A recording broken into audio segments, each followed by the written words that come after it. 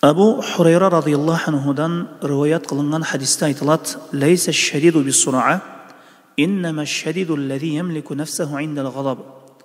Батырлык бул күчтүүлүктө эмес. Чындыгында күчтүүлүк, батырлык бул киши ачуусу келген убакытта өзүн кармап калуусу. Күчтүү адам бул күрөшкөндө же мушташа кеткенде жеңип койгон адам эмес. Күчтүү батыр адам бул ачуусу келген кезде өзүн кармай алган инсан. Дагы башка бир хадисте пайгамбарыбыз саллаллаху алейхи ва салламдын алдына бир киши келип: "О Аллахтын элчиси, мага осуят кылыңыз" деп сурайт. Ошондо пайгамбарыбыз саллаллаху алейхи ва саллам: "Сен ачууланба" деп айтат. Жана киши 3 жолу сураганда да пайгамбарыбыз саллаллаху алейхи ва саллам ага карата ачууланба деп жооп берет. Өтө тез ачуулануу жаман сыпаттардан болуп саналат. Адамдар ачуулануу маселесинде ар кандай табиятта болушат.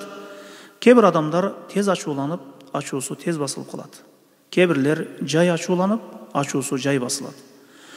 Бирөөлөр жай ачууланып, ачуусу тез басылып калат. Мына ушулардын эң абзели акырын жай ачууланып, ачуусу тез басылып кала турганы. Мына ушул жакшы сыпат. Бул ачуулануу себеп киши көп туура эмес сөздөрдү сүйлөп коет же туура эмес иштерди жасап коет. Кээ бирлер айтып калат: "Каттуу ачууланганым себебинен аялымды талак кылып койдум" дейт. Негизи адам ачууланганда коет негизи талакты. Ошондуктан Аллах Таала: "Сен ачууланганда тилиңди кармай аласың. Сен эркексиң" деп талакты эркектерге берген. Аялдарга талак берилип калганда аялдар талакта, талак маселесинде ачууланса да, ачууланбаса деле талак кыла бермек. Ошондуктан Аллах Таала талакты эркектерге берди. Ачууланса тилин кармай алат, аялын 1000 талак кылып салбайт деп талак маселеси эркектерге таандык болду. Ошондуктан ачуулануу маселесинде аял менен эркектин айырмасы бар. Бирок кээ бир эркектер ачууланган убакытта оозуна эмне нерсе кирип, эмне нерсе чыгып жатканына маани бербей калат.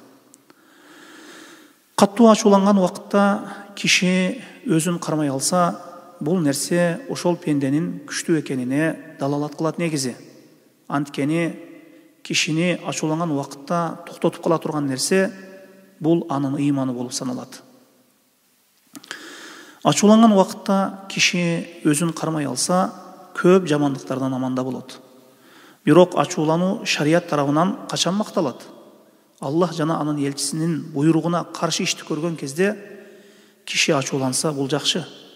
Мындай инсандын жүрөгүндө дин үчүн кайгысы бар экен дегени. Аллах Таала Куранда ачуусу келген убакытта ачуусун баскандарды, ачуусун жутуп жибергендерди мактаган.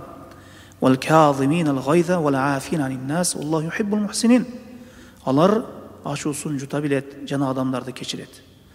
Бирөө жамандык кылып турса, аны кечирүү жана ачууну басуу кала берсе, ага жакшылык кылуу албетте ар кимдин колунан келе бербейт. Адамдардын арасында мындай адамдар өтө аз кездешет. Аллаху алам.